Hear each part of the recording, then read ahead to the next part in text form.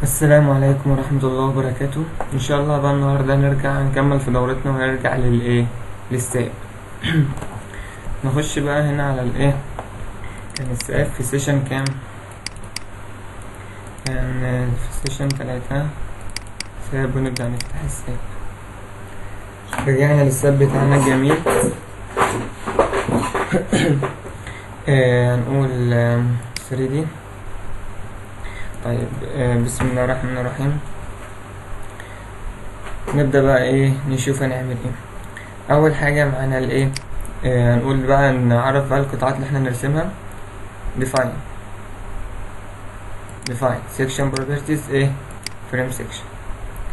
دلوقتي احنا هنقول دلوقتي لازم بس الاول نفك الحل. define section properties frame section added new property. طبعا دلوقتي احنا هنصمم خلينا دلوقتي نشوف هنعمل تعالى نصمم، نعمل تو انجل ونقول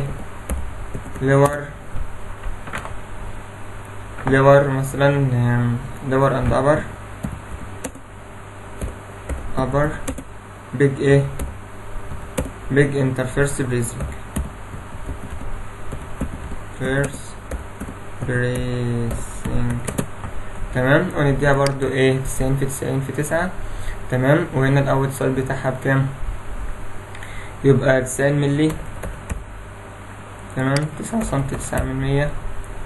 وهنا التفلنجة 9 من 1000. وهنا تي دبليو 9 من 1000.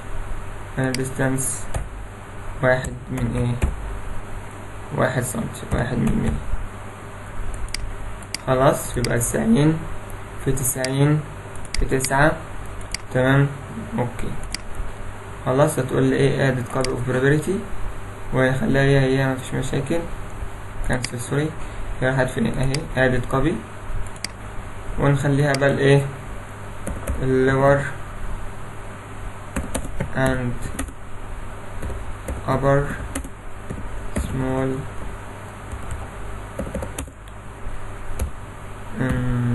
interverse bracing.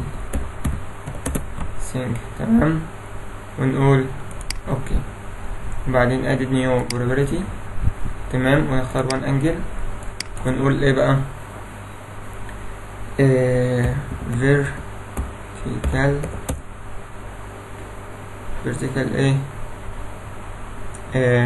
bracing. لا مش خليها vertical interverse bracing vertical. تمام. and diagonal big interverse bracing. تمام. ونديها برضو خليها مثلا 90 مفيش مشاكل برضو. 90 في 9 في 9. خلاص. وتقول لي اوكي. طيب طب نخلينا في دول نرسمهم الاول. هتاخد ده وتقول لي edit replicate. طبعا احنا عندنا في اتجاه واي كام فريم؟ كان عندنا مسافة كانت 5، وهنا كان عندنا 11. تقول اوكي. نعمل 3D 1 2 3 4 5 6 7 8 9 10 11 12. طب نعمل كنترول زد، نعمل edit replicate. تمام. بدل ما 11 لأننا عندنا 1. اوكي. خلاص كده هما بقى 11. نقفل دوت ونروح للسيشن 2 اللي فيه ملف الاوتوكاد بتاعنا عشان برضو نشوف هنعمل تمام. تمام كده. نشوف بقى الانترفيرس بريسنج فين. ده اللي كان فيه انترفيرس بريسنج. تمام. تقول edit replicate. طيب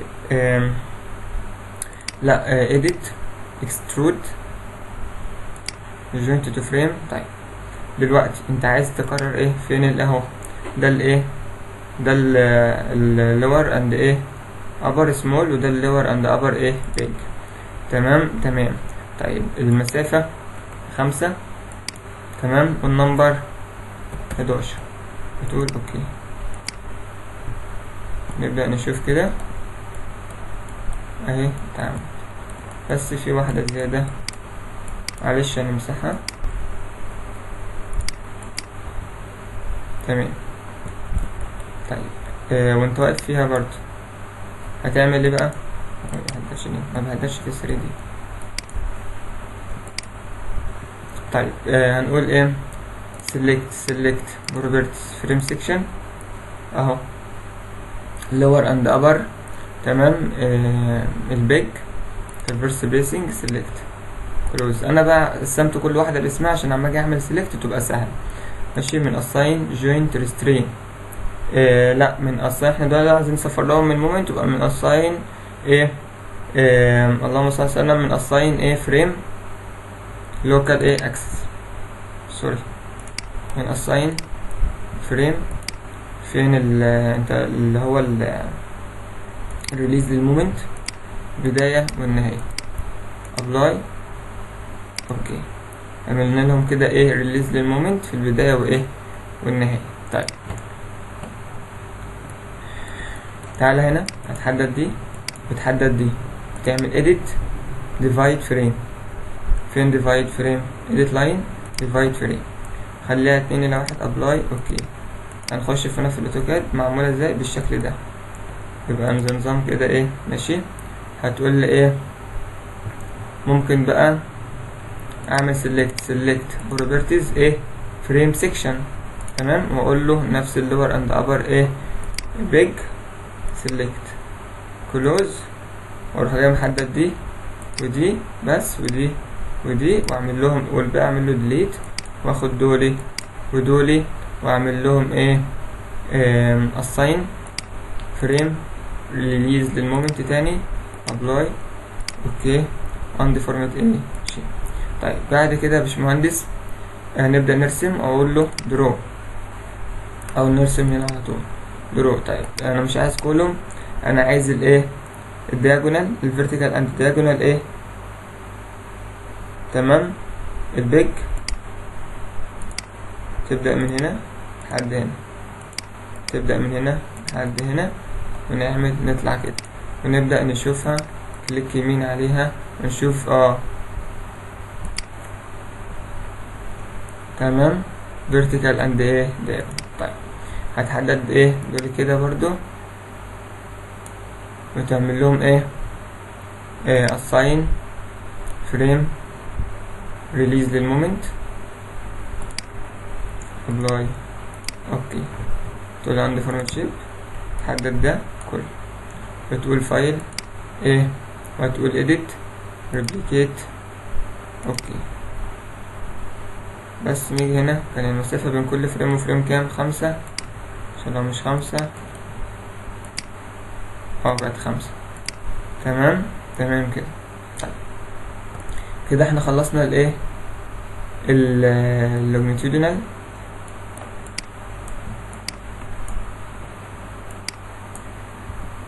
تمام. فاضل ان انا اعمل بقى اللي هو الايه السمول ده. طيب السمول كان فين بالظبط؟ كان فتحنا الاوتوكاد، شوف السمول ده كان فين. الكولوم، وبعد كده 1 2 3 4 نسيب الكولوم، بعد كده نبدأ نعد الفيرتيكال 1 2 3 تمام. ايه هي في الرابعة تمام. هنسيب الكولوم ونبدأ نعد 1 2 3 4. تحدد دي وتحدد دي وتقول لي edit replicate ماشي. لا سوري extrude edit extrude joint to frame. طب انت عايز دلوقتي ايه؟ دلوقتي انا عايز الابر اللور اند ابر سمول تمام، عايزها مرة واحدة بس. تقول لي اوكي تمام، وتحدد دولي تمام، وتقول لي edit replicate extrude edit line divide frame اوكي. وبعد كده تقول لي draw، هنخش من define section properties frame section. طبعا احنا عندنا اللور والابر، وعندنا الايه الفيرتيكال اند دايجونال بس ده للبيج، ونقول ادد كوبي اوف بروبرتي ونخليه الفيرتيكال، او ممكن نعمل فيو خلاص vertical and diagonal. تمام. small a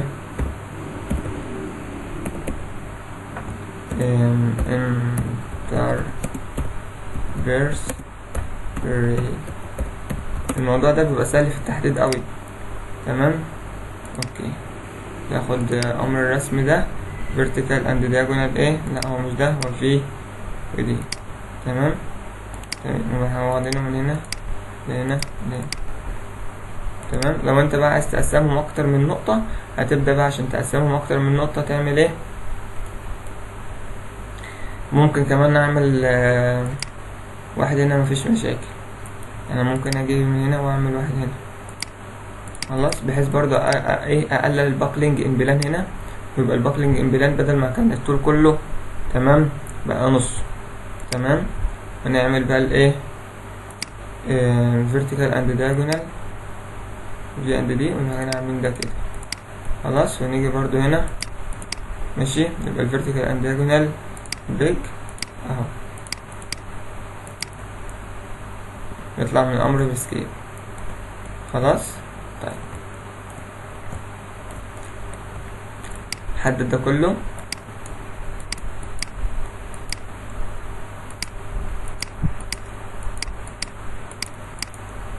ونقول ايه، هنقول ده معاهم، ونقول assign frame release للمومنت بداية والنهاية، وتقول له apply، تقول له اوكي، وتقول له undeformed ايه shape ماشي. وبعد كده تقول لي ده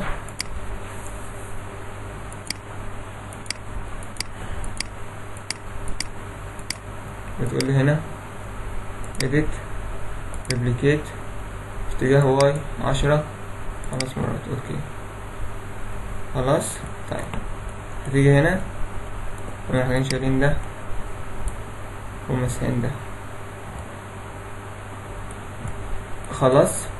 هتقول لي بقى ايه select properties ايه frame section، هتحدد لي طبعا vertical and diagonal small، والlower and upper ايه interverse bracing small. select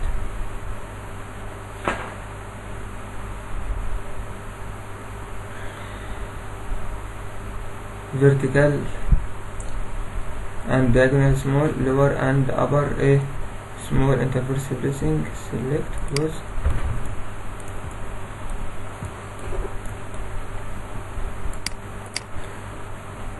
ده كله امال حدد التاني ليه؟ طب تاني معلش، select properties frame ايه section، هناخد ال small interverse bracing ماشي، ودي عندي دي select. تمام كلوز. ايوه كده اتحدد اهو. يبقى edit بعد كده ايه replicate.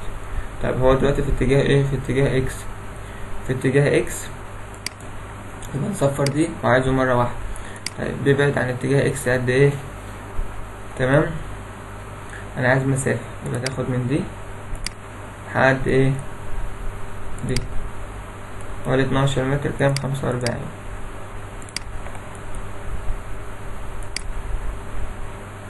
12 متر 45 دي اكس 12 متر 45. وتقول اوكي، وتبدأ تشوف هل انطبقت ولا ايه النظام. بص ما انطبقتش ازاي، هتعمل ولا انطبقت ولا ايه، هنشوف. لا ما انطبقتش هي يا باشمهندس، خلي بالك بقى من الحتة دي. فاحنا ناخد امر اللي هو الامر الكاميرا دوت. تمام اي امر، ونشوف هنا كام، شوف هنا كاتب لك كام 10.49. طب هي بتبعد كام واحدة عندي؟ تبعد 1 2 3 ودي الرابعة على طول خلاص. 1 2 3 4 هنا 6 متر 25، وهنا 6 متر 25 يبقى 12 وايه ونص. تمام كنسل. 12 ونص previous selection، حدد اللي انت كنت محدده قبل كده، واللي فايل ايه edit replicate ريبليكيت 12 وايه 50 مش و45، فهي كانت معجزة حوالي ايه 5 سم. طيب بعد كده احنا كده خلصنا خلاص اهو. كده رسمنا الايه الانترفيرس بريسنج. ما ترسمش بيرن ولا اي حاجه من دي خالص، ارسم الانترفيرس بريسنج الاول او اللونجيتودينال الاول علشان الدنيا تبقى ايه واضحه، لانها لسه هتتعك يعني. سيت ديسبلاي اوبشن هنخليها الايه جنرال لاي اوت، هنخليها طبعا الايه هاد سيكشن ابلاي اوكي خلاص. طيب كده تمام ولله الحمد رب العالمين. فاضل بقى تعالى نرسم الايه نرسم الاسترات. طيب الاسترات نخش نعرف قطاع ديفاين سيكشن بروبرتيز ايه فريم سيكشن. تمام. طيب الاسترات بتبقى عباره عن اي بي اي. تمام. ممكن نديها اي بي اي 200 ولا حاجه، نقول اد نيو بروبرتي ماشي، ونقول ايه فلانجة. تعالى نعمله فلانجة نخليها بقى ايه اي بي. في ناس بتعمله ستار شيب، هو كده كده مش مشكله. يعني نديك قطاع صغير اي بي اي ونبدا نعرف له قطاع، نديله اي بي اي مثلا 200 ولا حاجه عشان يبقى قطاع جاسئ يقلل الايه المومنت. طيب هنديله اي بي اي كام؟ هنديله اي بي اي 200. تمام. الاتش بتاعت ال 200 دي 200 ملم يعني 20 سنتي، يعني بوينت كام 20. تمام. والبي بتاعتها 100 ملم بوينت 1/10 يعني 10 سنتي. تمام. وبعد كده التوب فلانج سيكنس اللي هي عبارة عن التي، اللي هي عبارة عن التي بكام ب8.5 ملي، يعني 8 سنتي، يعني 8 من ايه من 1000. تمام. طيب هنا احنا قلنا قطاع 20 ايه سنتي ماشي، بوينت ايه 20 سنتي يعني بوينت 2. وهنا قلنا 10 سنتي ان 100 دي 10 سنتي. تمام. وهنا تبقى مش 8 من 100 تبقى 8 من 1000. طيب فضل ايه التي دبليو اللي هي عندي في الجداول الاس 6.5.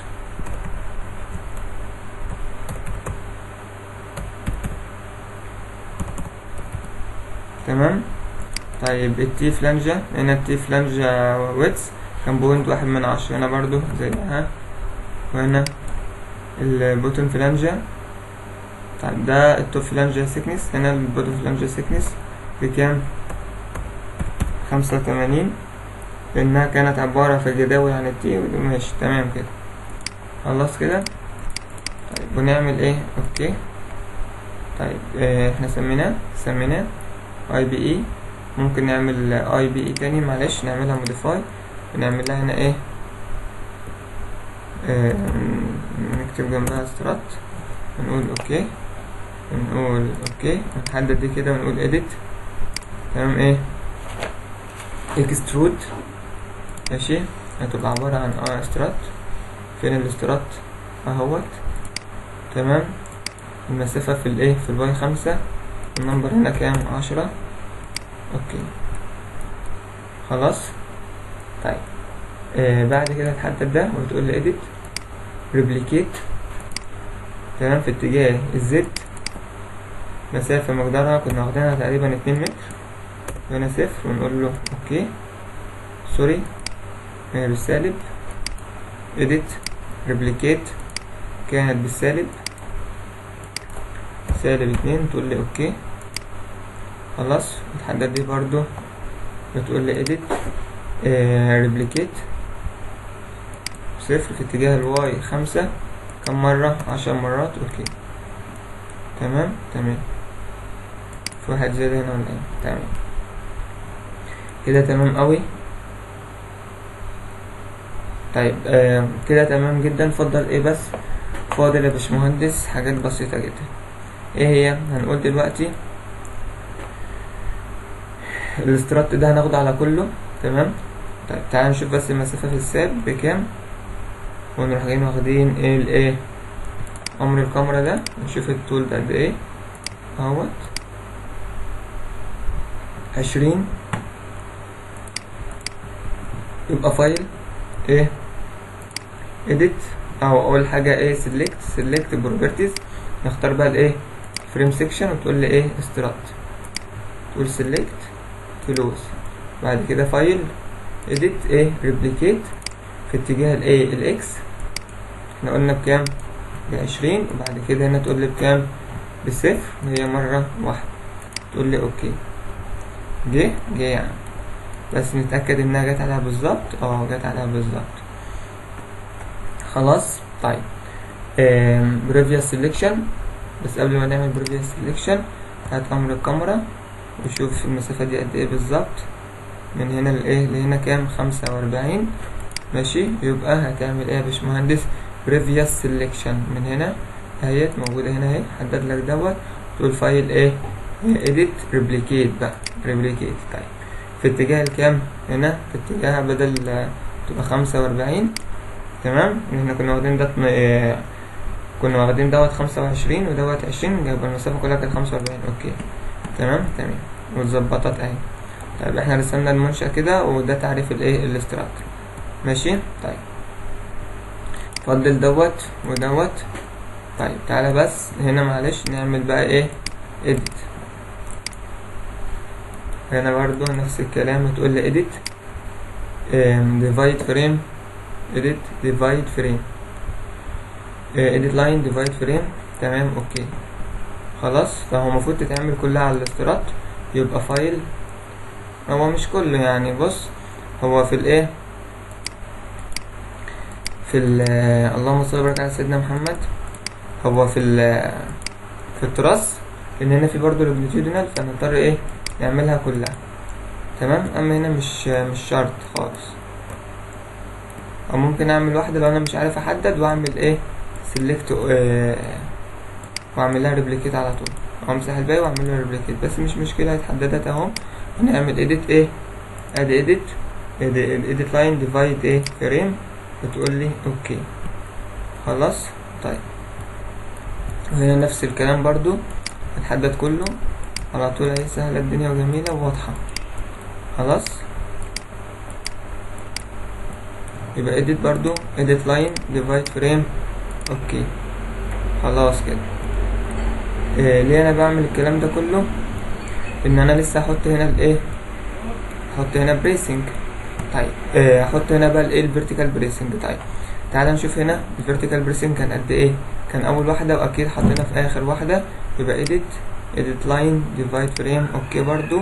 طيب وبعد كده حطينا على مسافه 20. تعالى نشوف المسافه.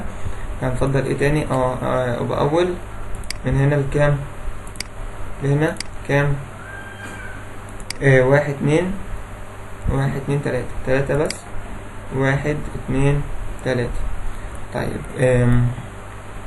تعالى نشوف هنا 1 2 3 4. لو جبتها هنا يبقى هي يبقى 1 2 3. ماشي. تمام كده. هنسيب 3 1 2 3. يبقى edit line divide ايه فريم. وتقول لي اوكي كده احنا خلصنا قسمنا. طيب فضل ان انا ارسم الايه الفيرتيكال بريسنج. يبقى هتقول لي edit line او define section properties frame section. طيب هتقول لي ايه بقى؟ add new property. طبعا الفيرتيكال بريسنج ده بنعمله تو انجل باك تو باك. تمام. طيب هنسميه ايه؟ vertical ايه vertical بريسنج. ودوت يا باشمهندس بنديله قطاع مثلا ايه برضو. خلينا في 0.99 ملي يعني 9 سنتي. هنا برضو 9 من 1000. وهنا 9 من 1000. وهنا برضو كام؟ 1 من 100 عشان هو اصلا 1 سنتي. وهنا كام كده؟ تمام. وتقول لي اوكي. وتقول يا باشمهندس ايه اوكي. وناخد امر الكاميرا دوت وايه ونقول اسمه vertical ايه vertical bracing. خلاص. وتاخد تنزل هنا بقى ونبدأ نرسم من ده لده vertical bracing. تمام. بعد ما رسمنا vertical bracing هتحدده. تمام. وتقول لي edit. تعالى مش دلوقتي. vertical bracing ونحط هنا كمان vertical bracing وهنا كمان vertical bracing لان كل vertical bracing ده هنسميه مقطع واحد. هنحدد ده ونحدد ده برضو ونقول edit line divide ايه فريم. اوكي ماشي. بعد كل واحدة لوحدها. بس دوت عايزين نرجعها تاني لان احنا مش عايزينها قطعين فنحددها. ونقول edit line join ايه فريم. بعد كمان لو كانت ايه نقطة واحدة، ونحدد دول برضو، ونقول طبعا edit ايه replicate. زي ما احنا فهمنا بقى الدنيا خلاص. في اتجاه x تقريبا كنا واخدينها 25، في اتجاه y تقريبا 25، وهنا كده صفر. هنشوفها دلوقتي ونقول اوكي. تعالى كده مظبوط اهي. لا هي مش مظبوط، هي 5 10 15 5 10 15 20. كنترول زد بريفيوس سيلكشن كام 5 10 15 يبقى في الايه ريبليكيت، بدل من 25 تبقى 20. اوكي. بعد كده برضو بريفيوس سيلكشن تمام، ونحدد دي برضو ونحدد دي، نقول edit line divide ايه divide join frame عشان نخليها واحدة.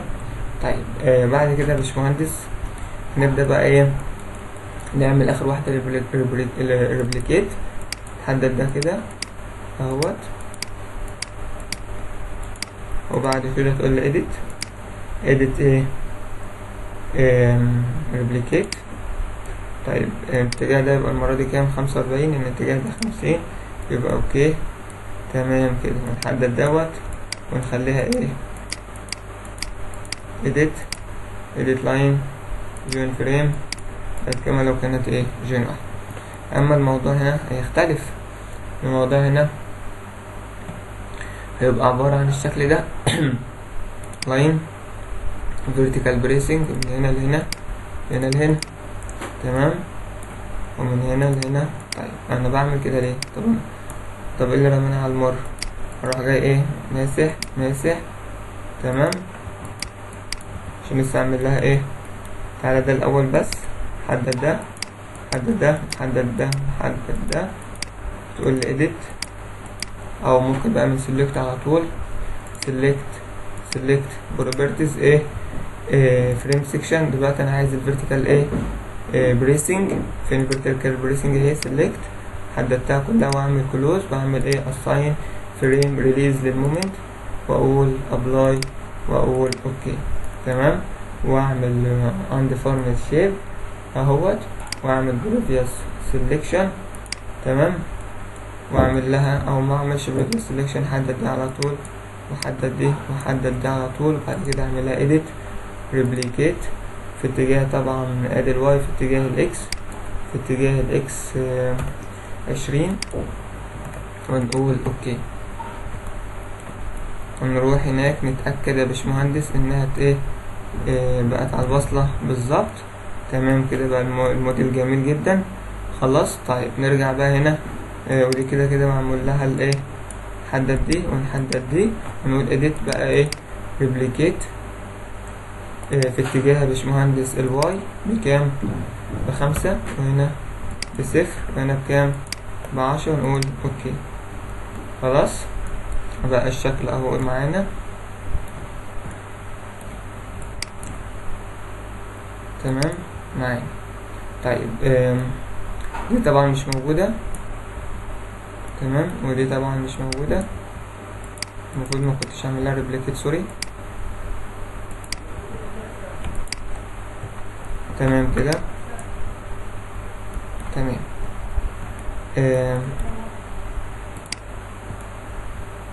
فضل كمان كذا واحدة مش موجودة، ودي واحدة منهم اهي. delete delete delete خلاص. ده اللي بيفرق بس الترس على الايه. طيب 1 2 3 ومعاك هنا كمان واحد. فضل بس نشيل الايه الاتنين دولي ملهمش ايه لازمة خالص. طيب كده احنا خلصنا الايه. خلي بالك يا باشمهندس ركز في التراس. شوف احنا عملنا ايه في التراس زي ما احنا خدنا الايه اهو في الشيت ادي في التراس بقى اللي فوق بس ده تمام، وايه واللي تحت ده اللي هو البريسنج عادي، وهنا برضو اللي هو ده بقى في الفريم بقى البريسنج عادي. لسه البرلين دي هنعمل خلاص. طيب تعالى ننزل تاني. فضل ايه بقى ما عملناهوش. فضل برضو الانترفيرس بريسنج دي نحدد ايه بس ماشي. نحدد دي كده، لان كده كده ايه كل القطاعات اللي انا معرفها باسم واحد دي هتصمم على ايه قطاع واحد، لان انا في البريسنج او في اللومينيتد انا مش هفضل اصمم انا على كتير جدا، مش ينفع اصممهم انا على قطاع واحد. او لو انت عايز تصممه على قطاع واحد يبقى صممه مفيش على اكتر من قطاع يبقى مفيش مشاكل. نقول edit edit line join frame. تمام. اتفضل بس الايه نحدد دولي.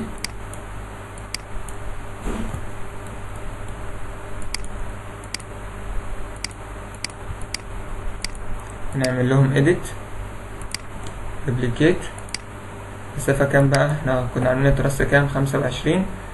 مسافة في الاكس ولا في الواي؟ طبعا المسافة في الاكس 25 هي مرة واحدة. اوكي اتعملت اهيت. تمام. هترجع تحددها تاني.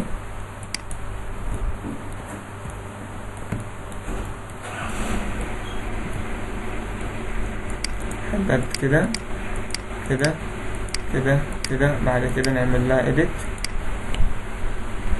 او نشيل ده خالص.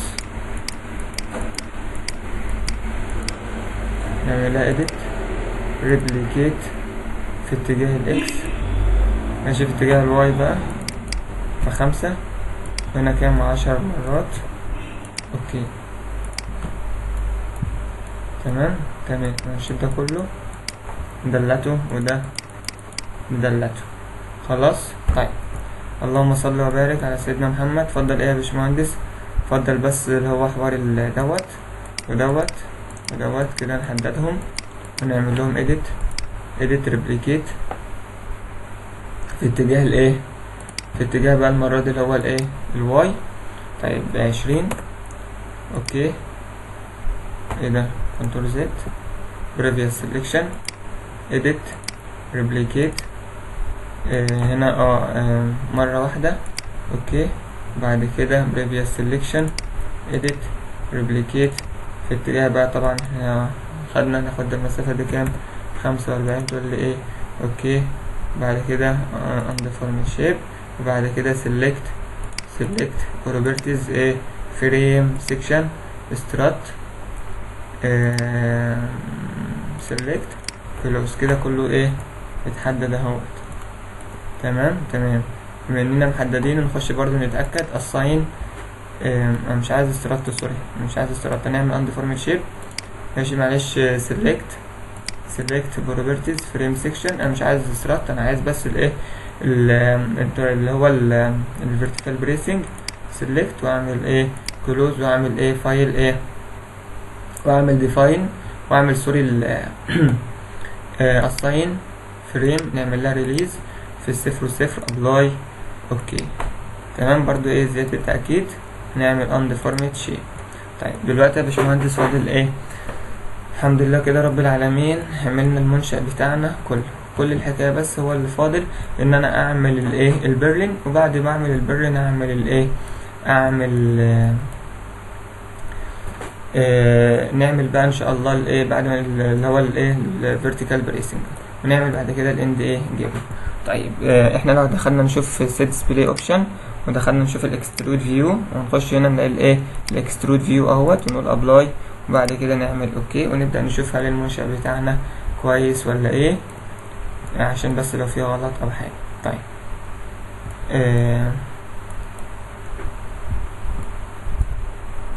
زي ما انت شايف يا باشمهندس لو قربنا كده هتلاقي الدنيا ايه متظبطة لله الحمد. طيب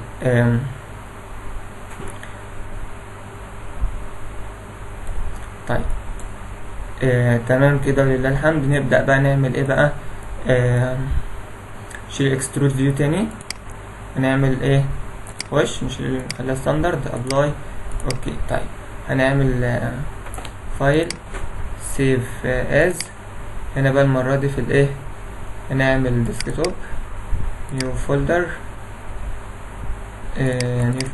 بس هنا بقى سيشن رقم كام بقى 8 ساب ونعمل سيف.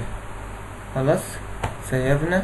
نبدأ نحل بس نشوف المنشأ سلوكه عامل ايه معانا. تمام رن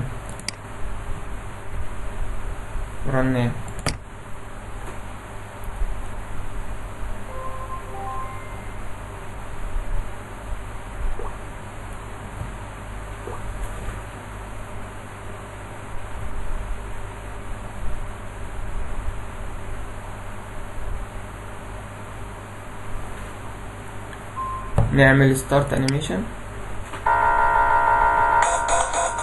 بص بقى في الستارت انيميشن يا باشمهندس، نعمل ستارت انيميشن. بص كله ايه ماسك في بعض، مفيش مثلا انجل طايره، مفيش انجل طايره ولا الكلام ده كله ماسك في ايه في بعض. الحركه بتاعته منتظمه. نعمل ستوب انيميشن. تمام ونعمل انديفورمد شيب. تمام نبدأ ندور كده ونشوف. خلاص تمام.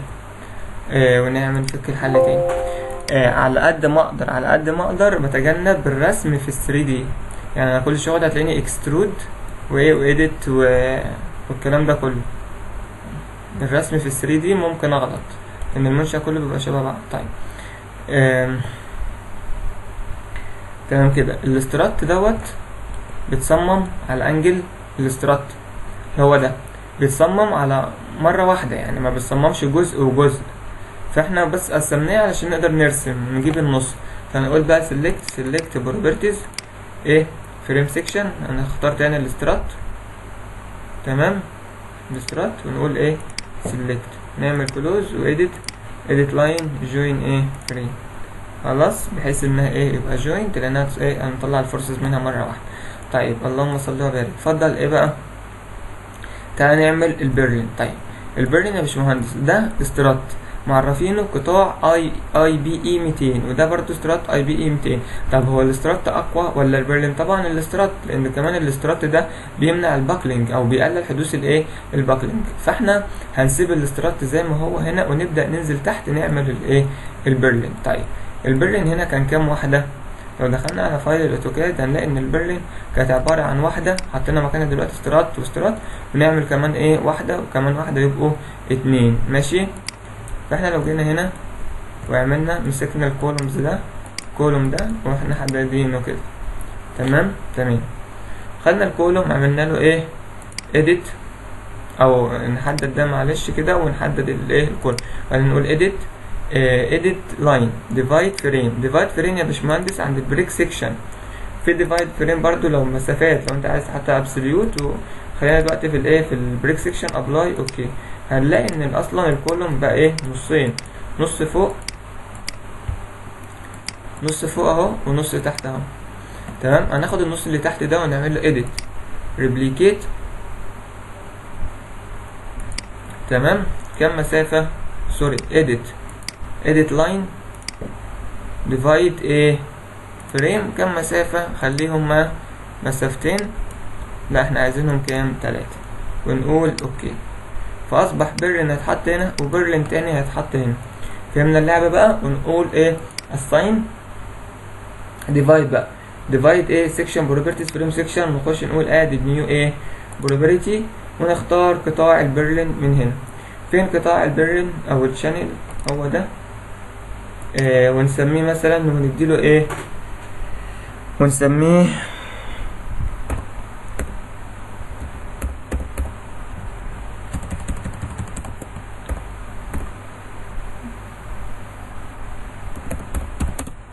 تمام. ونسيب القطاع ده مفيش مشاكل. او ممكن اخش انا اديله قطاع من ايه من الجداول ونديله مثلا، او ممكن اخش اصمم البرلين الاول من اي شيت اكسل عندي وبعد كده اخش اديله الايه القطاع بتاعه. خلاص احنا نسيبها كده وخلاص مفيش مشاكل. يبقى هو ده قطاع البرلين اللي عندي. ونقول edit ايه replicate او extrude joint to frame. طبعا انا عايز الايه انا عايز دلوقتي البرلين. طيب البرلين ده هتكرره في اتجاه الايه الواي. تمام 15 مرات وتقول لي اوكي. خلاص يبقى ده حتى تلاقي اللون ايه مختلف. select بقى هنا بقى الايه select البروبرتيز فريم ايه سيكشن. تمام. طيب انت عايز دلوقتي الايه انا عايز دلوقتي البرلين. select close حددتهم edit line او replicate في اتجاه بقى الاكس. تمام مرة في 20. اوكي previous selection edit replicate مرة بقى في الايه في الواي 25 سوري ب45 في الاكس برضو معلش، هنا يبقى بصفر وهنا ايه مرة واحدة الله. طيب هنا البرلين مش شرط احط برلين هنا، يعني على حسب احتياجات المصنع. لو المصنع كله ده مفتوح على بعضه فالبرلين هيعوق الحركه فممكن اشيله مفيش مشاكل. انا بحط البرلين بس عشان احط فيه الكفر شيت مش اكتر، فهو على حسب المصنع، لو ده لوحده وده لوحده فعادي، فممكن اشيلهم او ممكن ايه احطهم. طيب كده تمام يا باشمهندس، في مشاكل تاني ولا في ايه؟ تمام كده الحمد لله رب العالمين. نبدا بقى يا باشمهندس نعمل الايه، نعمل البرلين. طيب هتعمل البرلين كام مسافه؟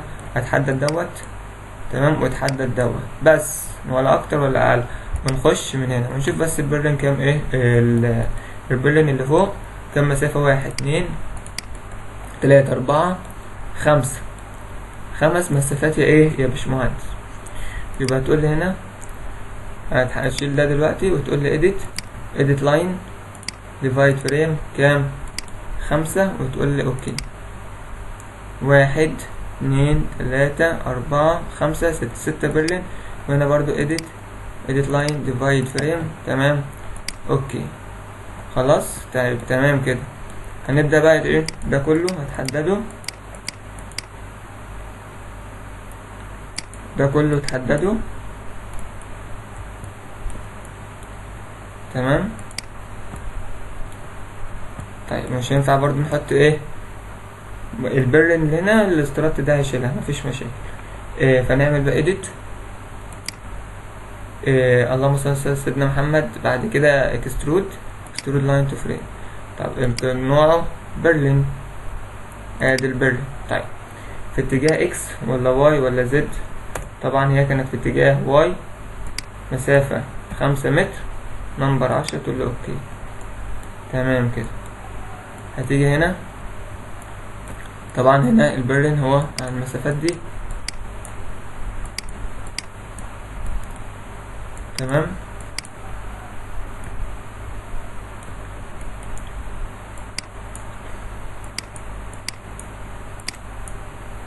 خلاص كده وهنا برضو. طيب هنا اصلا البرلين في المنطقة دي هو بيبقى عبارة عن برلين الناحية دي وبرلين الناحية دي، مش شرط انا احط برلين هنا. اقول مثلا ايه، هعتبر دلوقتي ان القطاع ده هو اللي هيشيلها والقطاع ده هو هيشيلها خلاص، وتقول لي edit replicate او extrude اوكي سوري كنترول زد previous selection edit replicate edit extrude line to frame، بس هي مش كولوم خلي بالك اوكي خلاص كده. فضل الايه كل الحكاية، فاضل بس اللي هو الايه الفيرتيكال بريسنج.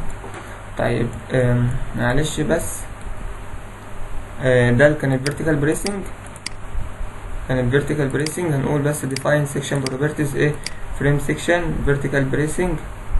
فين الفيرتيكال بريسنج اهو، ادي الفيرتيكال بريسنج. نعمل modify كان to angle اوكي. هنعمل بقى احنا الايه added new property، ونعمل الايه الهوريزونتال بريسنج بالوان انجل ونديها قطاع كبير شويه، وليكن تعالى بس هنا الاول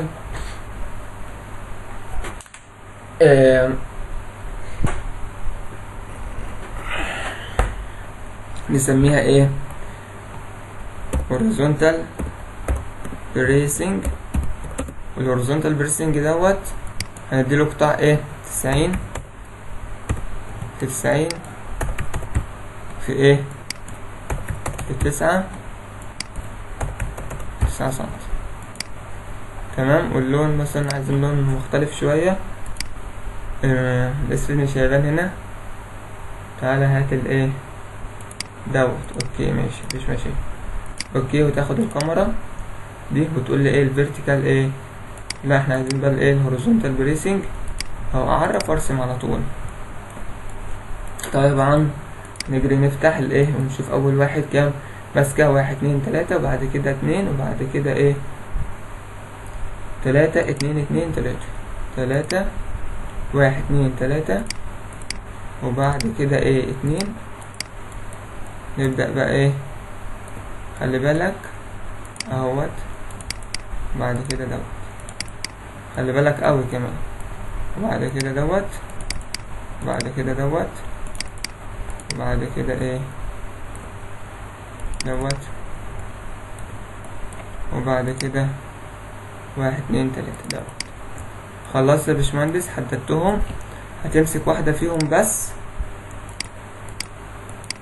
ونعمل لها ديفايد، واحدة فيهم لأن الوصلة واحدة هتستمر والتانية ايه هقصها واعمل ايه بليتة والمسامير، فانا هعمل بالظبط زي ما انا ايه هصمم. خلاص، واعمل ايه عرفتهم edit edit line divide ايه فريم، خليها 2. اوكي، اتقسموا. وبعد كده select properties ايه فريم سيكشن horizontal bracing. فين الهوريزونتال بريسنج؟ ادي الهوريزونتال ايه يا عم بريسنج اهو، ده الفيرتيكال ده الهوريزونتال. راح فين؟ ما تصلوا بينا على النبي كده عليه افضل الصلاه والسلام. ادي الفيرتيكال احنا عايزين هوريزونتال واوله اتش على طول اهو. ادي الهوريزونتال بريسنج سيلكت كلوز. بعد ما سلكنا هنعمل ايه بقى؟ فايل لا هنخش على اساين فريم ريليز للمومنت. اوكي تمام بقى بالشكل اللي انت شايفه ده. تعمل بس undeformed ايه شيب، وبعد كده نبدأ ايه نشوف الدنيا، وهي دي الحكاية وهي دي الرواية. طيب بقى نعمل بقى ايه، نعمل select. فين select properties ايه frame section. طبعا horizontal bracing تاني بتقولي select، عايزها ليه يا عم؟ عشان اعمل لها replicate وانا هرسم تاني ولا ايه؟ فايل edit ايه replicate. فين replicate يا عم الحاج؟ اهو. طبعا 45 مفيش مشاكل. اوكي، وبعد كده previous selection edit replicate، بدل ما 25 هتبقى 20. قول له اوكي. اوبا انا ارتكبت خطأ فادح. كنترول زد تاني معلش. previous selection edit replicate في اتجاه الواي 20، نعمل 0 وهنا مرة. اوكي previous selection edit replicate 45 وايه اوكي مرة واحدة كده. الانترفيرس كله ايه البريسنج كلها اتعمل خلاص. طيب تعالى بقى هنا نفس الكلام ولا ايه النظام؟ لان هنا البريسنج. طيب تعالى هنا نشوف 1 2 3 1 2 3 1 2 يبقى 3 3 2. ركز بقى هنا عشان ايه الدنيا ما تبصش منك. ونيجي نقول برضو ايه، لان القطعات دي كلها نصممها قطاع واحد، فنقول برضو ايه نسميها باسم واحد. وهنا الايه هوريزونتال بريسنج 1 2 3 يا باشمهندس 1 2 3 اهو.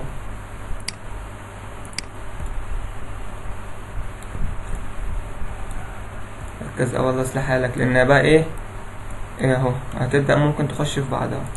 واحد فين؟ 1 2 3 1 2 3 1 2 3 تمام. وبعد كده 1 2 بعد كده 1 2 1 2 1 2 بعد كده 1 2 وبعد كده 1 2 3 1 2 3. ركز قوي. بعد كده 1 2 3 2 ايه 3 كده. احنا خلصنا. نعمل ده سكيب اهو، نبدأ نشوف هل هي مظبوطة ولا في حاجة دخلت في حاجة. طيب يبقى نعمل لك ستوري فيو دلوقتي، تحدد بقى ايه طيب اهوت. نحدد دوت، نحدد دوت، نحدد دوت ماشي اهو، ودوت كمان ودوت ودوت. خلاص. تقول edit line divide frame. اوكي ماشي. select بقى select properties ايه frame section horizontal bracing select، عشان نعمل بس دول ايه assign frame. نخش نعمل لهم release للمومنت، وبعد كده نعمل apply ايه اوكي. يبقى تعمل لهم release undeformed ايه shape ماشي. قدامي حل من الاتنين، يا اروح امسح دول واحددهم كلهم مره واحده واعمل لهم ريبليكيت تاني. هو المفروض ان انا اصلا قبل ما كنت اعمل ريبليكيت لدولي كنت بس اخلص اول واحده بس مش اشكال، مش هتفرق. هنحدد دولي بس اهمت. حاسب تحدد حاجه معاهم، حدد دوت ودوت اهوت.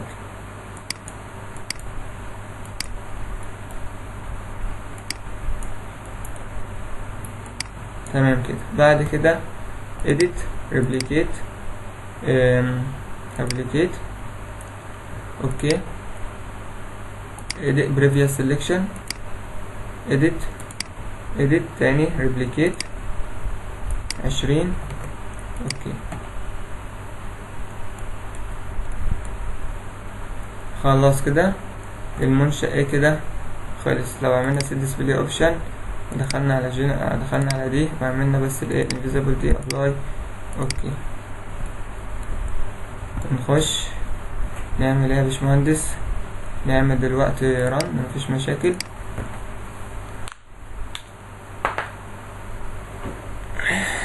start animation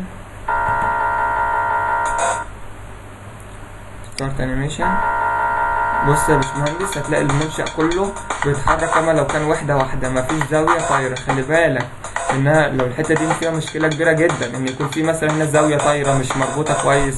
تمام زي ما انت شايف المنشأ ايه بيتحرك لوحده. نعمل ستوب انيميشن ونفك الحل تاني ونشوف هنعمل ايه تاني فاضل. طيب دلوقتي احنا خلصنا، فاضل ايه؟ عملنا الانترفيرس بس فاضل بس الايه الاند جيبل ونشوف الحوار ده. طيب بما ان دي الواجهه بتاعتنا اللي احنا عاملين فيها دي كده. طيب هنشوف الاند جيبل هيتحط على مسافات قد ايه. طيب يا باشمهندس تعال نشوف الاند جيبل. ادي الاند جيبل 1 2 3. طيب نركز بقى في الاند جيبل ده. ناخد دي كده كوبي CO انتر CO انتر. خلي بالك احنا المفروض ايه نكمل دي كده. تمام ما علينا. طيب نشيل ده بقى مش عايزينه. layer ايه isolate لدوت مش هينفع. layer previous انها مرسومة بنفس اللاير فنضطر نمسحها لوحدها او نعمل لها فلتر يا باشمهندس. تمام. دلوقتي الاند جيبل احنا حطينا الاند جيبل اهوت. تمام بحيث تقاطع الاند جيبل يبقى على تقاطع الايه البريسنج. يعني مثلا احنا حطينا هنا الاند جيبل حطيناها هنا اهوت. يعني في الاند جيبل لك حرية اختيار تحطها هنا. المهم يبقى على تقاطع الايه الفيرتيكال بريسنج عشان ينقل لها احمال الايه احمال الرياح. يبقى لك حرية الاختيار. المهم الاند جيبل يتحط في الاماكن دي. طيب دلوقتي احنا عندنا اند جيبل. نبدأ ايه نروح نعرف قطاع للاند جيبل. نقول define section properties frame section. ما احنا ممكن ايه بنقول هو قطاع الكولوم ده ممكن مثلا ادي نيو property ونديها ايه IBE ونقول مثلا ده ايه end اهو end جيبل. لسه نديله احماله ونديله قطاع ايه برضه نديله قطاع IBE او IB. نديله قطاع IBE مثلا بكام؟ نديله قطاع IBE ب 240. احنا كده لسه نصممه. طيب 240 يعني بوينت 24. تمام. وهنا تحت هنا بوينت 12. وهنا ST ويب بكام؟ بوينت 0062. وهنا التي فلانجة 9.0098. التي ويب والتي البوتن فلانجة ويتس هو بوينت كام 12. وهنا البوتن فلانجة ثيكنس دوت هنديهوله نفس اللي فوق اللي هو بوينت كام بوينت 0098. تمام. ونقول اوكي ونجيب الاكس زد اللي احنا كنا راسمين فيها. تمام، ونعمل set display option، ونعمل تاني الايه اللهم صل وبارك سيدنا محمد ابلاي اوكي. طيب ونعمل درو، وناخد الايه الاند جيبل، ادي الاند جيبل، ونقفل الايه اللي مش عايزينها، ونشوف الاند جيبل هيتحط على مسافات قد ايه. طبعا ايه اول مسافة مقدارها، تعال نشوف من العمود لهنا كام، 6 متر، 6 متر. وكنا واخدين هنا لو تفتكر 1 2 3 3 مسافات للبريسنج، ف1 2 3 اهو من هنا لحد فين. يعني طبعا انا مش عارف اظبط الحته دي، قدامك حل من الاثنين، ان انا ممكن اعمل اكسترود حدد دي بس النقطه دي، بتقول لي اديت ايه اديت لاين اكسترود ماشي. طيب دلوقتي انت عايزها في اتجاه الزد، عايزها في اتجاه الزد، مسافه قد ايه هتروح من الاوتوكاد، تقيس الايه تقيس المسافه من البدايه للنهايه، تمام، وتروح جاي مدخلها بالايه بالسالب، وتختار القطاع وتعمل زي وتقول له مره واحده وتعمل زي ما احنا عملنا. بس ايه بدل ما اعمل الكلام ده كله، هات يا عم الاند جيبل وصل لي ده لده كده، تمام، وصل لي ده بده، وبقى ايه خط وهمي كده، وبقى نمسحه في الاخر. طيب وايه نبدا نقسم دوت. طيب هنقسمه مسافه قد ايه؟ تعال نشوف 6 متر وربع. هتقول لي edit edit line replicate، ولا edit line divide frame، تمام، absolute كام، 6 متر وربع. اقسمها لك من ايه من هنا، عشان ارسم من هنا لهنا 6 متر وربع، ابلاي بقت هنا خلاص، وتقول لي ايه اوكي، وتخش على الاوتوكاد تتاكد انها 6 متر وربع خلاص. وبعد كده اخد اللاين واطلع بيها ايه، بقت متعوجة، فهي مش 6 متر وربع، هي دي المشكلة. فاحنا ممكن ناخد دي لحد هنا، ده عبارة عن كام، 6 متر و5. طيب احنا نعمل لها خلاص مش مشكلة بقى، نبدأ نعمل لها ايه edit وخلاص، edit extrude وخلاص، extrude point frame، تختار الاند جيبل تمام، وفي اتجاه الزد بالسالب سالب 8 مثلا ماشي، وهنا 0 وتقول لي اوكي خلاص. نزل تحت اخدتها بقد ايه، كنترول زد، هتحدد دي تاني معلش، edit extrude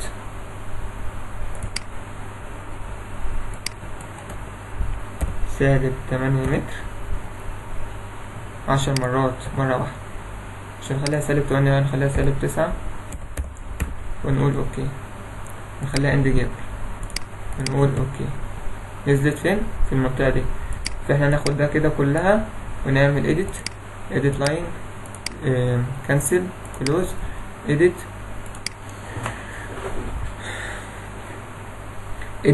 line join frame، ونحدد الاتنين دول مع بعض كده، بتقول لي edit edit line divide frame، نخليها الايه intersection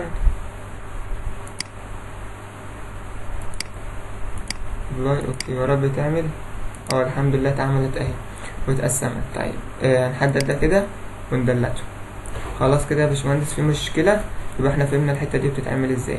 بعد كده في فين تاني، في النص، بس النص مش هتبقى كلها لاننا عندنا ايه بوابة. تعال نشوف البوابة اللي احنا هنعملها قد ايه.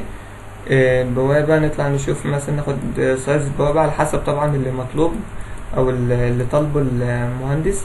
عايز بوابة ولا عايز بوابتين، اللي طالبه المالك عايز بوابة ولا عايز بوابتين، تمام. عايز بوابة ولا عايز بوابتين، ونبدأ بقى الايه تشوف الكلام ده كله. تاخد بوابة كده من فوق وتنزل تحت، تمام، وتبدأ ايه تروح جاي حاططها ايه كليك يمين ميد بتوين تو بوينت بين دوت ودوت، سوري، تعمل لها ايه موف انتر، تمسكها من النص، تعمل لها ميد بتوين تو بوينت من هنا لفين يا باشمهندس، لهنا. نبدأ ناخد القطاع ده، تمام، وده كده من فوق ايه لهنا، وده نعمل لها ايه تريم.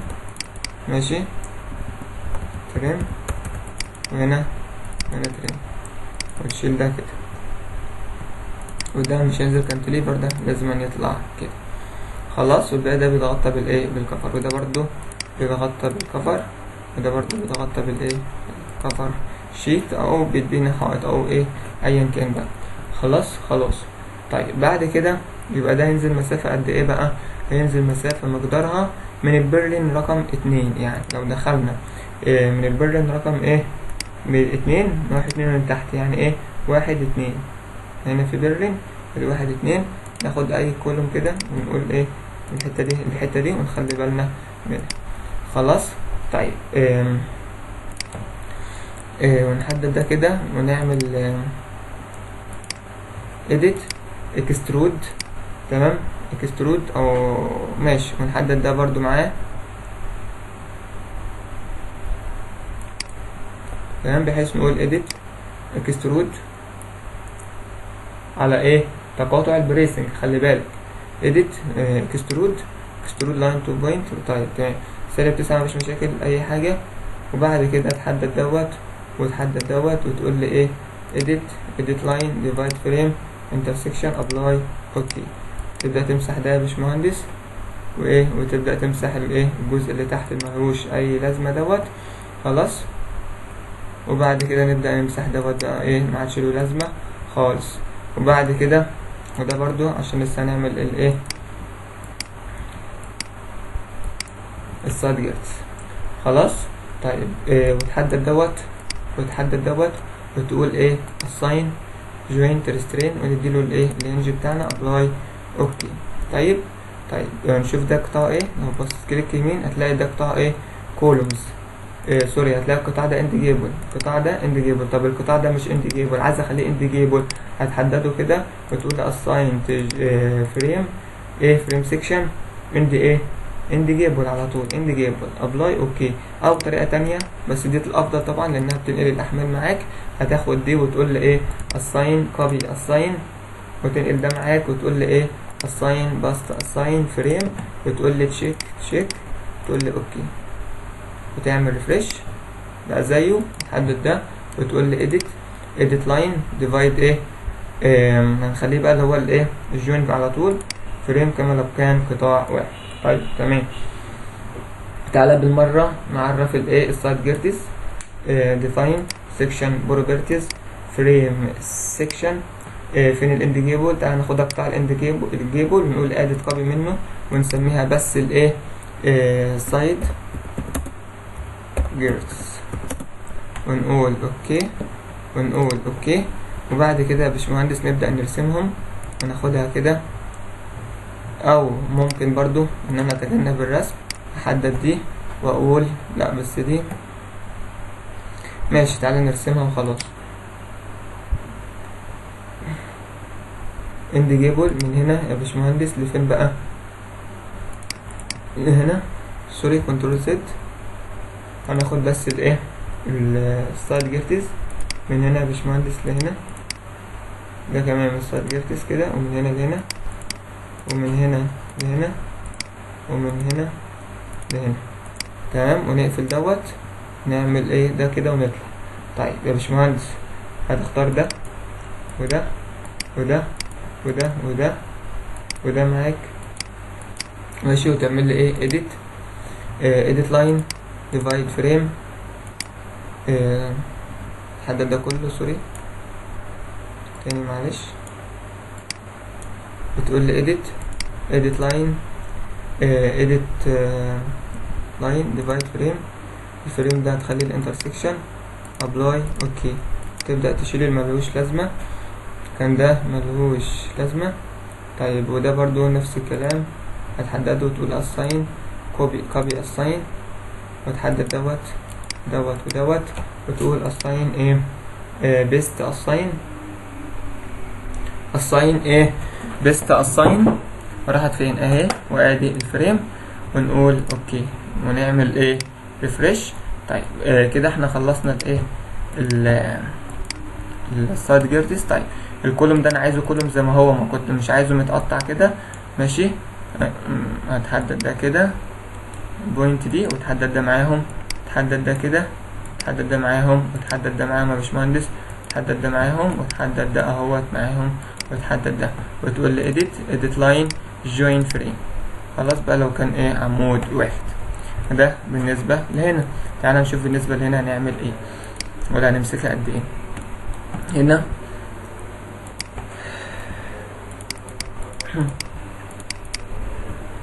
شيل الدايمنشن، سوري، كنترول زد. على تحت اهيت. طيب في مسافة برضو 1 2 3 1 2 3. ادي الاند ايه جيبل edit ايه لاين اكسترود، تمام، لحد الزد. اوكي. طيب يا باشمهندس ايه تاني؟ 3 1 2 3 برضو، 1 2 3 برضو، وبعد كده 1 2، بعد كده 1 2 برضو، بعد كده 1 2 3، تمام، وبعد كده 1 2 3 edit line extrude، تمام كده. اوكي. تحدد ده كله وتقول لي edit line divide ايه frame intersection apply. اوكي. اللي تحت ده كله شيله، دلته، خد عمود من هنا، تقول لي assign copy assign، تعالى هنا تحدد ده كله بقى كده assign paste assign frame. اوكي.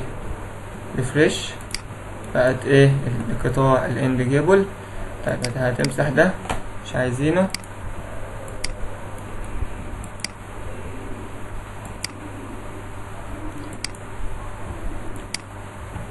هتخش هنا نفس الايه نفس الكلام. طيب هتحدد ده كله، تقول له assign joint restraint، ادي الايه ادي الهنج ابلاي. اوكي. فاضل الاند جيبل. هتحط بوابة هنا ولا البوابة بس هنا؟ يعني البوابة هنا بس ولا هنا؟ قدامنا حل من الاتنين، يا اما عندك على حسب برضو المنشأ اللي عندك، لو عندك بوابة هنا يبقى تاخدها من هنا من النص كده، وتقول ايه فين النص؟ ادي النص اهو، وتعمل ميد بتوين 2 بوينت. والله هنحطها بين دوت وبين دوت، تمام، وهمسح دوت وادلت واخد دوت، واروح جاي واخد من هنا حاططها هنا، تمام، واعمل تريم، واعمل هنا، واشيل ده واشيل دوت، واخد ده احطها هنا، واخد دوت يا باشمهندس احطها هنا، تمام. تمام كده. يبقى نفس الايه البوابة اللي هناك. طيب بعد كده هنرسم عادي السايد جيرتس، هتبقى لاين. ارسم عادي السايد جيرتس اهو من هنا لهنا، من هنا لهنا زي ما احنا عرفنا. وبعد كده يا باشمهندس معمولة هي بالسايد جيرتس. وبعد كده هناخد ده كله وتقول لي edit line divide frame intersection apply. اوكي. هنشيل بقى الحاجات اللي ملهاش لازمة، وايه هو هنشيل دي كمان، ونشيل دي كمان، ونشيل دي كمان. خلاص. نرجع العمود زي ما هو تاني، تمام.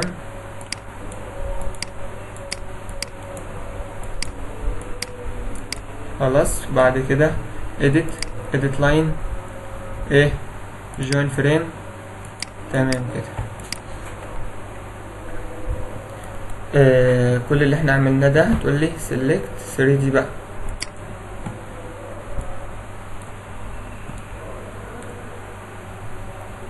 عند فورمة ايه shape. بعد كده select properties ايه frame section، بايدك على كنترول هتحدد ايه بقى.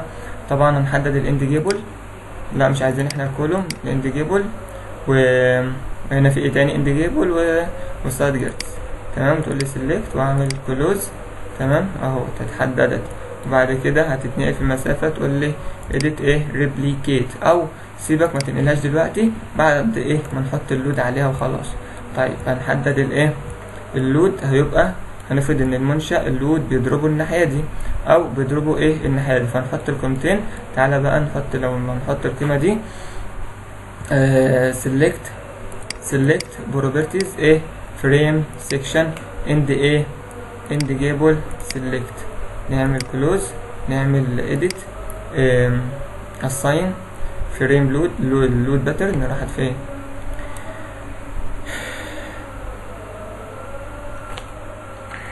سوري define load pattern. وبعد كده نعمل احمال الايه الاند جيبل اللي هي بتاعت الرياح، بتقول لي ايه نوعها wind، تمام، تقول edit new load وتقول لي اوكي. بالمره تقول لي assign joint، احنا راسمين من فوق لتحت، assign joint ايه assign frame ايه release للمومنت، طبعا في الستارت ولا في الاند، لا انا عايزه في الستارت ان راسم من فوق. طيب صفرت المومنت من فوق، طب ليه يا باشمهندس صفرت المومنت من فوق؟ طب انا لو ما صفرتش ده ماسك مع ده فاصبح فريم، فهيتولد لي مومنت فوق هنا كده، وانا العمود ده معلوش مومنت، العمود ده بيتصمم اللود اكنه كاميرا عاديه، تمام، عليها الويند لود، ده بيقل سكوير على 8، نطلع المومنت نروح نختار القطاع بس يبقى معاه مومنت وايه ونورمال، وبنعمل تشيك اللاترال تورشن باكلينج والتشيك بتاع الايه الكومباكت، بس هو ده كل الحكايه، ما فيهوش اي مشاكل اصلا، زي اي كاميرا عاديه او زي اي عمود عادي. خلاص بعد كده هنعمل ايه بعد كده يا باشمهندس؟ سيلكت بقى، نحط اللود، سيلكت بروبرتيز، او قبل ما نحط اللود بس تعالى نشوف هنطلع اللود بكام. طيب لو دخلنا على السيشن، لو دخلنا على السيشن راحت فين؟ ادي نيو فولدر، كان السيشن كام يا باشمهندس؟ اللهم بارك على سيدنا محمد، كان الاحمال سيشن 2 كان هنا، راحت فين؟ اهيت لا مش هنا، هنا معانا اللود فريم واللود تراس. تعالى نشوف الايه اللود اللي على الفريم هيخش له ايه. تعالى نشوف بقى الايه، تعالى هنا مثلا يبقى اللود هنا معاك، اللود عبارة عن ايه يا باشمهندس؟ لود الاند جيبل، تعالى نعملها واحنا هنا، عبارة عن ايه اللود الاند جيبل ده؟ ماشي، خليها في النص، عبارة عن ايه؟ السي اي في الكي في الكيو، السي اي هناخدها بوينت 8 لانها اكبر سي اي، هتدينا اكبر لود، السي اي في الكي بواحد، السي اي في الكي في الكيو ب70 كيلو جرام في العمود ده، مضروبة في كام بقى؟ تعال نشوف العمود ده هيتعامل ايه. العمود ده اللي هو ده شايل مسافة مقدارها من هنا لهنا كام يا باشمهندس؟ 6، وشايل من هنا لهنا كام؟ 3 قول 4 على الاتنين فيها الاتنين، 6 و2 8، يبقى العمود ده شايل كام؟ 8، يبقى السي اي في الكي في الكيو في الاس، تمام، هيساوي انتر، طلع بكام؟ 400. هنقفل ده كده في قوس، وده كده في قوس يا باشمهندس، ونقول ايه ده كيلو جرام، يبقى نقسم على 1000 عشان نطلعه للايه بالطن اهو، يبقى 0.44 ايه 8. ماشي، تعالى بقى يا باشمهندس نشوف. طيب اللود هنا طبعا السي اي هتختلف، وهنا السي اي هتختلف، السي اي هي دي السي اي، طيب السي اي هنا هتختلف. طب تعالى برضه احنا كله ايه الاند جيبل هنطلعها قطاع واحد، قدامك حل من الاثنين، يا اما تعالى نطلع الاند جيبل ده قطاع، ونطلع الاند جيبل دوت قطاع تاني، لان الاند جيبل هنا المسافات هنا غير هنا، فهنا الاند جيبل يبقى كبير شويه. طيب تعالى نشوف احنا طلعنا الاند جيبل مثلا، الاند جيبل للايه فريم، تمام، 0.44. طيب تعالى بقى نخش على الساب ونحدد الاند جيبل اهو، ده كده وده كده وده كده. خلاص يا باشمهندس، هتقول لي ايه؟ assign define ايه frame load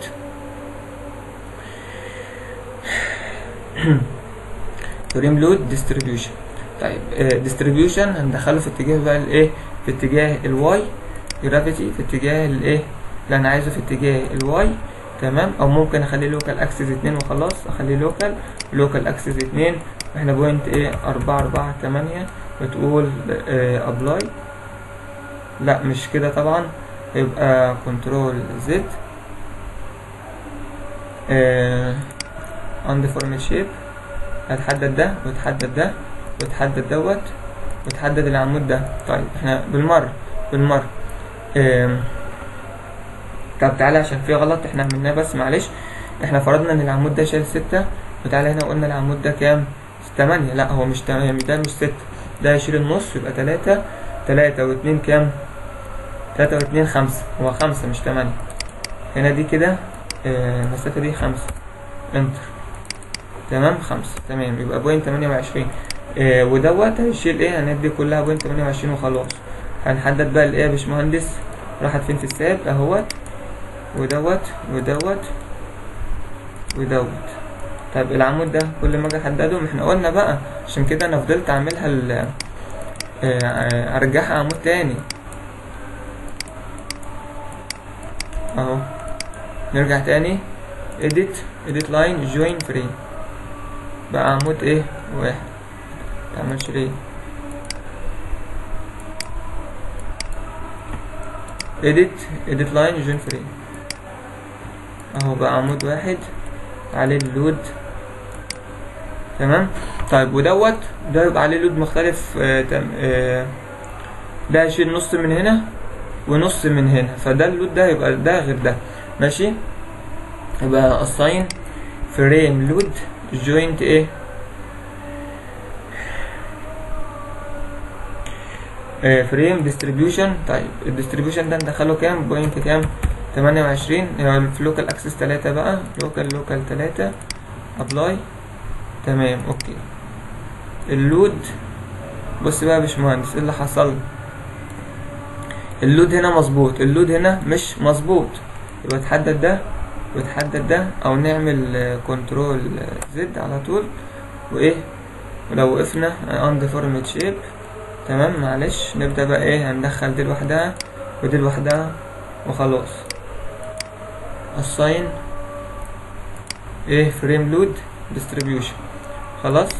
خليها في موزع للايه للجلوبال واي، محور واي ابلاي. تمام.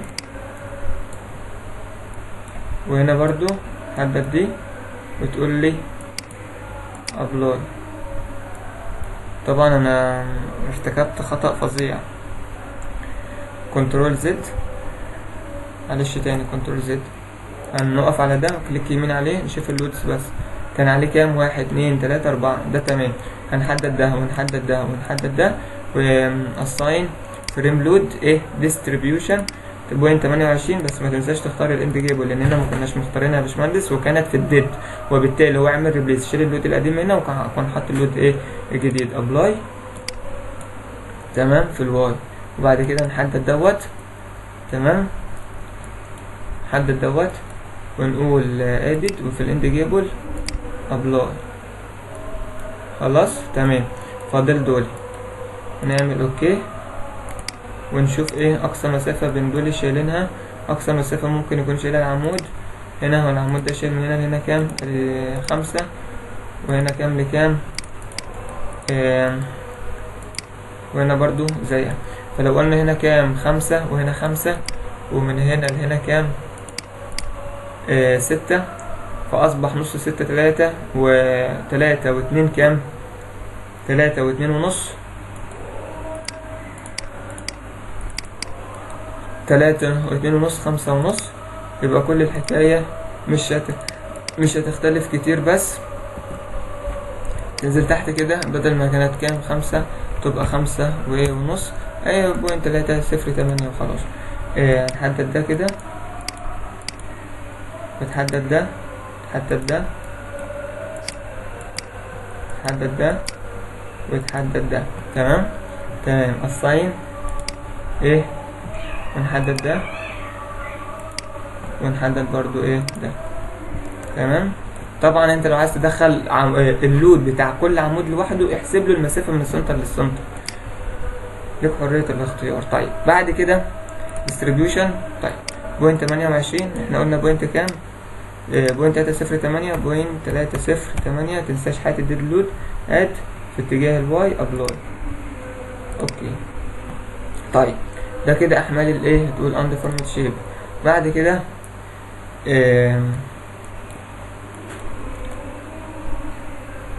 الاحمال دي هتروح تزق معاها قدام، الاحمال دي هتخش هنا وتروح تعمل سكشن بريشر هنا وسكشن سحب هناك. السحب اللي هناك دوت هيبقى برضو في اتجاه الايه الواي، في اتجاه الواي مضغوط. تمام. في اتجاه الواي ايه مضغوط.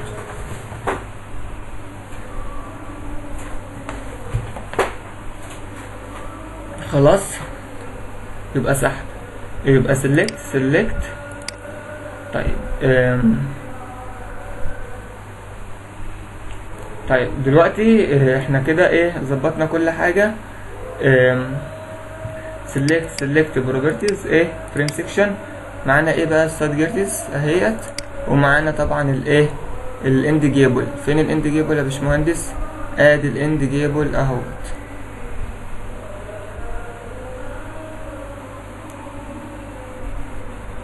راحت فين ولا انا مش شايف ولا ايه؟ ادي ادي الاند جيبل اهي. select close، حددنا دولي هننقلهم هناك في اتجاه الواي. edit replicate ماشي. edit replicate تمام في اتجاه الواي بكام يا باشمهندس؟ ب50 مرة واحدة وتقول لي اوكي تمام اهو. طب هنا مفيش بوابة مثلا، يعني هنا الحتة دي وليكن مفيش بوابة، ده الظهر مثلا. ففي الحالة دي هتعمل ايه بقى يا باشمهندس؟ هناخد نعمل ده ماشي، هناخد لاين ومن هنا مثلا لهنا خلاص، وناخد لاين من هنا لاين وهمي كده، ونقفل ونعمل وناخد ده ونعمل هنا ايه نحدد ده يا باشمهندس اهوت، ونعمل edit. الله اكبر الله اكبر، عايز اسمك يا رب الاذان بس. طب نكمل دلوقتي، احنا عايزين بقى الايه نكمل دي للاخر ولا نكملها ولا حاجه؟ هنمسحها خالص تمام، ونعمل الايه نيجي عليها ونحددها كده ونقول edit line extrude line to frame، تقول له اوكي بس خلاص تمام. وهنا لاين وهنا لاين لحد هنا تمام، وهنا لاين برضو لحد هنا، وهنا لاين وهنا برضو هتعمل ايه؟ ممكن تمسحها وممكن edit line extrude تمام اوكي وخلاص. طيب دلوقتي يا باشمهندس في ملاحظ كتيرة اوي هنا. الملحوظة الاولى ان انا هعمل ده كده وده كده، واعمل الايه edit line divide frame intersection apply اوكي تمام. ونبدأ بقى الايه الجزء اللي تحت ده ملوش لازمة خالص، وده خالص. طيب وده برضو ملوش لازمة، وده خلاص. طيب دلوقتي يا باشمهندس ده العمود ده مش واخد اي لود، والعمود ده واخد كل اللود، وده اللود، ودول كلهم نفس اللود. فانا لو عملت ايه ده assign copy assign، هي مش بتتعمل كوبي الفريم وخلاص، لا انت بتتعمل كوبي بخواصه باحماله بكله. يعني بقى نقول ايه assign بيست ايه فريم اوكي، نعمل ريفريش بص، وهنا تعمل كده هتلاقي الايه الاحمال اللودز كلها موجوده، هي تاخدت اللود خلاص هو حطها. خلي بالك بقى من الحته دي، لان ده اولا قطاع كله مش اند جيب، وثانيا مش عليه احمال. فهنا تقول ايه assign او نحدد اي واحد من دولي، ونقول assign copy assign ونحدد دولي assign باست assign، تقول لي اوكي تمام. نعمل بس ريفريش هتلاقي الدنيا اتظبطت. هنحدد دولي ونحدد دولي، نحدد دولي كلهم، assign joint strain نديها الهنج بتاعنا، الهنج اهو ابلاي اوكي. طيب تمام كده يا باشمهندس، في مشكله؟ لا مفيش اي مشاكل. وده كده اصلا كنا مصفرين له المومنت، وهنصفر له المومنت تاني في النهايه، مفيش مشاكل. طيب في مشاكل في لسه بقى الاحمال بتاعه الرجاله دي تمام. هتروح جاي نعمل كده، هتروح جاي اعمل بس كل حكايه تحدد ده كده تمام، وتقول لي assign copy assign بس يا عم، وتروح وفي اللي انت حاسب تضيع، وناخد ده كده اهو يبقى assign best assign، وتقول اوكي تضغط عليه كليك يمين هتلاقي اللودز هنا في الايه، هتلاقي هنا في اند جيبل، لازم تنزل لك الاند جيبل. تمام كده. طيب نطلع تاني ونيجي هنا. فضل ايه يا باشمهندس؟ هتحدد ده برضو لان دوت هو ادينا له الاحمال هي دي. طيب تعالى بس نشوف هنا خد الاند جيبل ولا لا. لودز في هنا الاند جيبل خدها. تمام. يبقى هنا assign copy assign. تمام. وتعالى هنا كده في الحتة المقفولة وتقول لي في النص ايه، حدد دي تقول لي assign best assign frame، تقول لي اوكي. وقفت على اي واحد هتلاقي الايه اللودز موجود. تمام. طيب ده مفيش في الاند جيبل مفيش حالات تحميل، هو حاجه من الاثنين، اللود الاحمال جاي لك من هنا لا جاي لك من هنا، اللود لا جاي لك من هنا لا جاي لك من هنا، سواء جاي لك من هنا او هنا الاحمال مش هتتغير. تمام كده احنا خلصنا المنشأ ولله الحمد. نبدا بقى ايه ده كده بقى المنشأ كله عندنا اهوت. نبدا بقى نخش نقول ايه ديسبلاي اوبشن. نخش بس على ديفاين ايه اللود ديفاين. احنا عايزين نعمل ايه دلوقتي؟ تعالى برضو ايه، احنا مصفرين المومنت تمام وعاملين كل حاجه.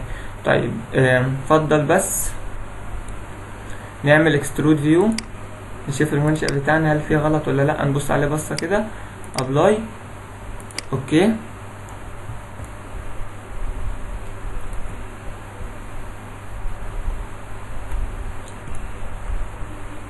تمام كده.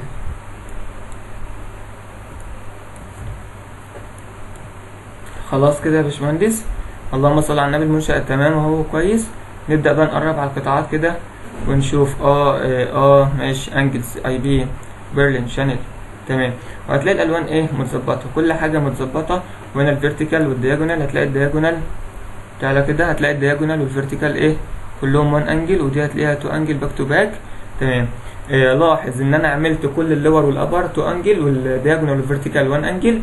تمام. يعني دول كلهم ده وده عملتوه 1 انجل وده 2 انجل، عشان كده عرفت دوت لوحده وعرفت ده لوحده، بحيث لما اجي اطلع اصمم ال2 انجل اخد دول كلهم بره مره واحده، اروح جاي ايه مصممهم 2 انجل ايه باك تو باك في ثانيه. الليفر عامله زي المين سيستم بالظبط. طيب تمام كده يا باشمهندسين. اتفضل بس من ديفاين، عايز اشوف بس اللود باترن حالات التحميل كله تمام. كله متصفر، المومنت والديت واللايف لود اوكي. في حاجه بقى يا شباب الاند جيبل اللهم صل وبارك على سيدنا محمد.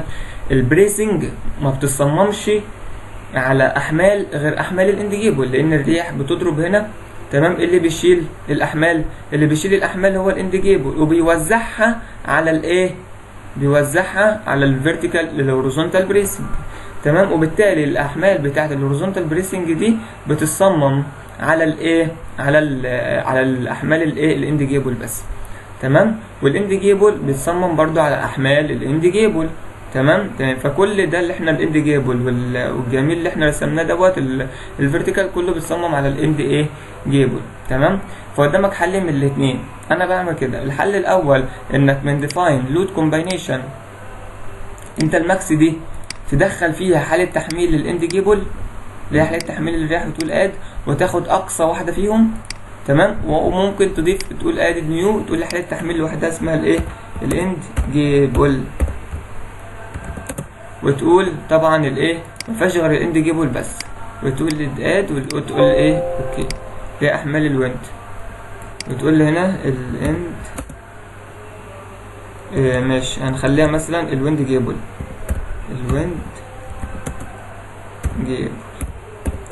خلاص. تقول لي اوكي تمام الويند جيبل الاحمال كلها. ولو دخلنا على الماكس عملنا موديفاي هنلاقي الايه كانسل. هنلاقي لو دخلنا على الماكس عملنا موديفاي اهم حاجه في الماكس كلمه الانفلوب دي، وتقول لي اوكي كده يا باشمهندس. احنا حلينا الايه المنشأ.